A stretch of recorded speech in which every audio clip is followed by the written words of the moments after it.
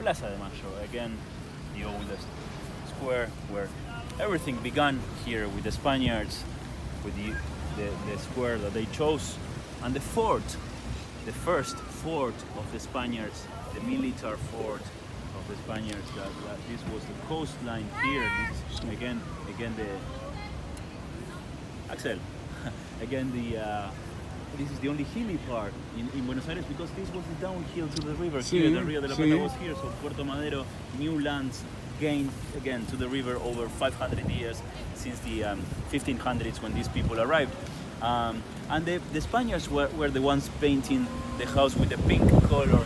They mixed the blood of the cow with chalk, and they got this pink color, and we maintain that because of a symbolic reason, historical reason, but also because our first political parties were red and white. The color in the middle was the pink one. With its famous balcony over there in front of us, if you see, it's not symmetric, the house. You see on the right side? So because this was a post office first, and they changed it, and they built up a new government building over there. So it's actually it's a combination of two old buildings over there. So the important balcony is this one, where all the presidents gave their speeches, where Evita was over there giving her speeches with her husband Perón, and all the presidents, not only Perón, of course, in that balcony over there. Also Maradona held the World Cup 1986, and all the Argentinians were celebrating here on the main square of our capital city in Argentina. But the pink house, of course, now is not a fort, it's the office of the president, Alberto Fernandez, 100% Peronist president right now, laborist for the Popular Party that they just won again. Since the 50s, the Peronism is the biggest. Perón and Evita built up the biggest, the most important political party, still quite divided in the country still. So the executive power offices are in the whole building. The president, he doesn't live here, he lives outside the city in the north, in a place called Olivos. He's taking a helicopter. There's a heliport over there next to it, but this president, he's saying that he's not gonna use the helicopter to save some money. So yeah, formerly we had a right-wing president, Macri, similar in some ways to Trump, because he's one of the richest guys in Argentina, owner of several groups of companies. So he was like the anti-vote for the Kirchner, for the Laborist Party. So he won with the anti-vote. Actually, the Kirchner lost. He didn't win. More or less was like most like that. But he won, and he was in the government for 4 years. And now in December they changed to a new president, new Peronist president, now in the pink house. He's not now in the pink house because there's a small flag above the clock over there. When the president is in, they hoist a small flag over there, which is not there right now. But the Casa Rosada is not the only important building around the square. We have many other main institutions. I would say that's the Banco de la Nación Argentina, the central bank of Argentina, headquarters of the Central Public Bank over there, the green roof, English building. See the columns over there behind the trees? That's the main cathedral, Catedral Metropolitan Cathedral of Buenos Aires. You know, there's an Argentinian monk, Francisco. He used to be the bishop here. His name was Jorge, back then Jorge Bergoglio, and he was living in that house, in that cathedral, the main cathedral of Buenos Aires, over there at Column Building. If you see the pyramid over there, behind the pyramid, we have a white building. That's the first city hall, the first council in the country, and that's where we took the Spanish governor, and we told him, we're gonna kill you if you leave these lands. And that happened, as the pyramid says over there, 25 May 1810, May the 25th, 1810. That's the oldest monument in the city, the pyramid. There's a wooden pyramid under the concrete one. That was 1811, a year after a revolution. The oldest monument in Buenos Aires is under the concrete one over there. IRS, taxes, Ministry of Economy next to the taxes, Ministry of Defense, where we just rode on. As you can see, some of our main buildings in the country, not only in Buenos Aires. So if we have to raise our voice, we do it here. It would be here.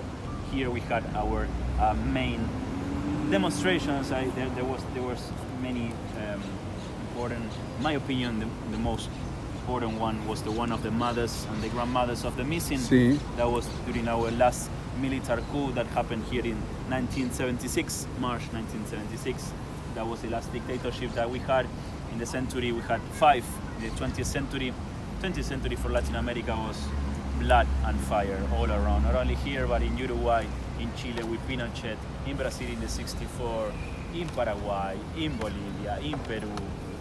Now we're having again some military coups, for example in Bolivia, some very important riots and the police out of control in Chile. But that was back in the last one was back in the 70s, Cold War era, you know, capitalism chasing communism. That was the excuse here. So it started like that. 76, the militaries, they took the Casa Rosada, they took the government by force. They declared a state of curfew. We couldn't even gather like this on public spaces, and they started a crazy ideological and political persecution that went totally out of control. 30,000 people were missing, disappeared. They kidnapped, they tortured, they killed people, they threw people into the Rio de la Plata with concrete on their feet, with the flights of the death flights, you know, the death flights. So many things happened during. We were talking about the war. The war was during the coup. That was an excuse of the militaries to they were doing awful with the government politically and economically wise. So a strategy to regain the support of the people was going to the islands, those islands in the Argentinian Sea in front of the Patagonian coast. There's still a British community, the Kelpers, living over there, and they said, we're gonna recover the islands, let's come with us, we're gonna go there, we're gonna fight. If they wanna come, let them come.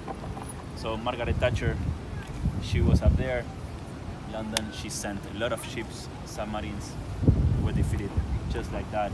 April and May 1982, the British that's still a very important political issue for us, presented to the UN lots of times.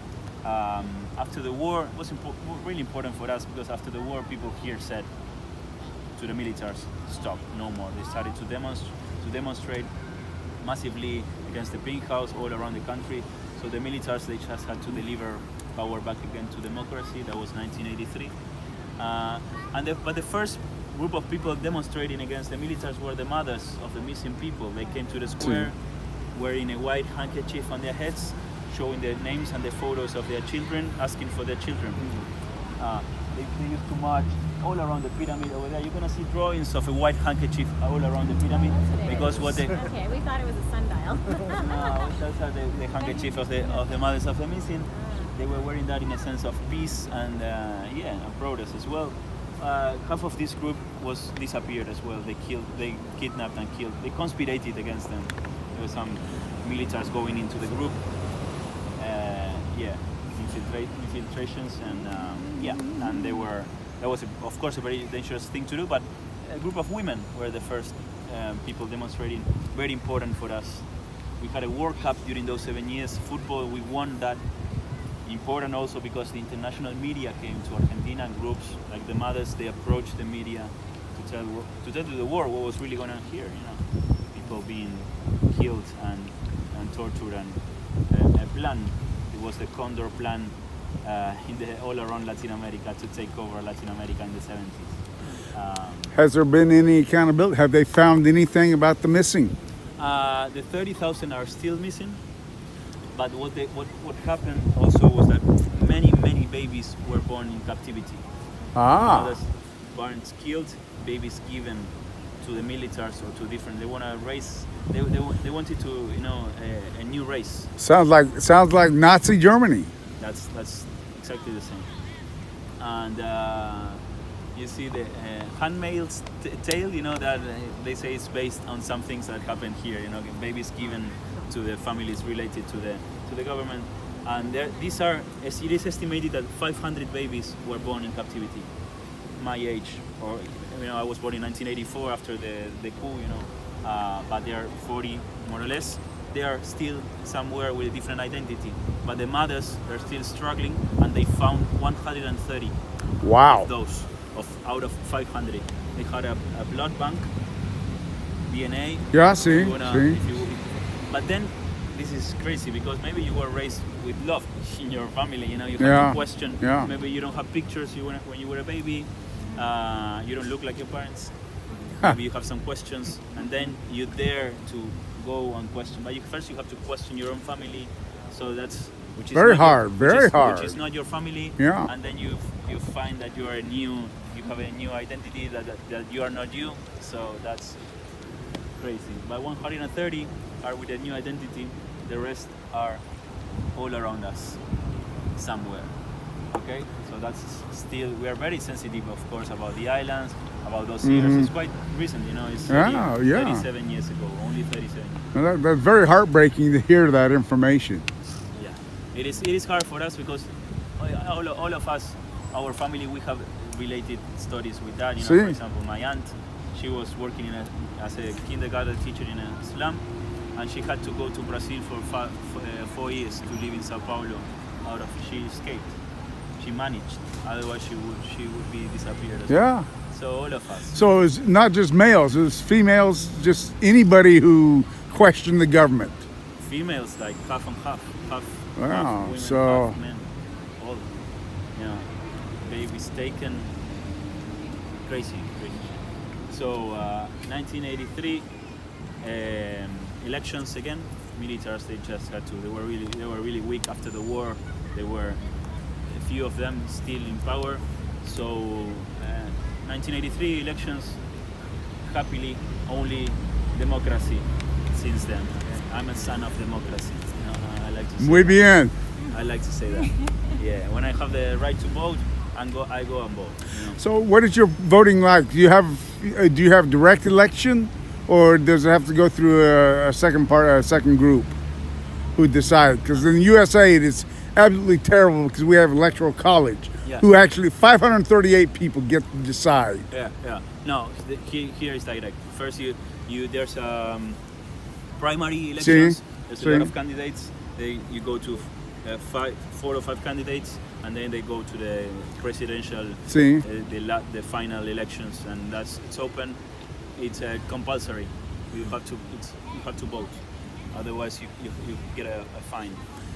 That's certainly what we need in the USA, something like that, because so few people actually vote. 90% of the country voted last year. 90. That's outstanding. Congratulations, felicitaciones. That's very important. It is. You are a role model. It is important. So last economic crisis also happened here. You know, the massive riots and demonstrations. That was 2001. You know, during the 90s when Puerto Madero was sold to private funds.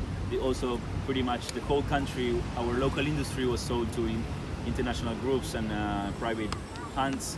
There was an awful president re-elected, almost 10 years. This guy also maintained the US dollar peso parity. $1 was 1 peso.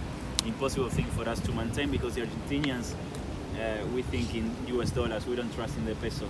So the people, they were sending the money away of our country, and the government decided to retain the savings of the people and give pesos. They turned dollars into pesos, and the people, and you couldn't get your money, your life savings. You know, you have $100 in the bank, and then 100,000, and then you go and they say, no, now we change it to pesos and get this bone. You're gonna collect this in 15 years. So people said, alone. people said, okay. So they went crazy. They came to the square, smashing empty cooking pots. That was the way. They had no food in the cooking pots. Against the pink house over there, the president resigned. He left with a helicopter from the roof over there above the balcony. Then we had 5 presidents in 1 week. That was December 2001. Nobody wanted to dare to stay to take control of the country. One guy stayed though, and we started to recover 2003 when we had the Kirchner. 12 years of GDP, economy growing until now. These last 5 years have been awful. We are in crisis again, really complex times. USA is headed that way, I think. Yeah? Oh yeah.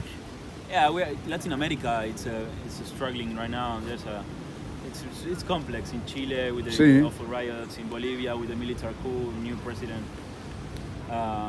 military supporting a new president, and then yeah, this last devaluation here, inflation out of control, 50% yearly last year. Maybe salaries only increasing 20-25%, maybe if you're lucky. So progressively you're losing purchasing power. You're always following the inflation. And devaluation of our peso against international currency, hopefully 300%. That impacts directly local industry or pockets. You go to a supermarket one week, you go the following, the prices they change all the time. Your salary just doesn't. So it's struggling all the time for middle and lower classes. So you say you have your degrees in mathematics? Yeah, and economy. Economy. So you're looking for to become minister of the economy? No, I'm not interested in it. No. You don't want to come by helicopter, or? No, I enjoy the bike tour now. But yeah, everything started here. All the square, everything is still going on. The TV trucks will be around the square showing the country. There's a demonstration, celebration here always. That's a carnival thing, stage.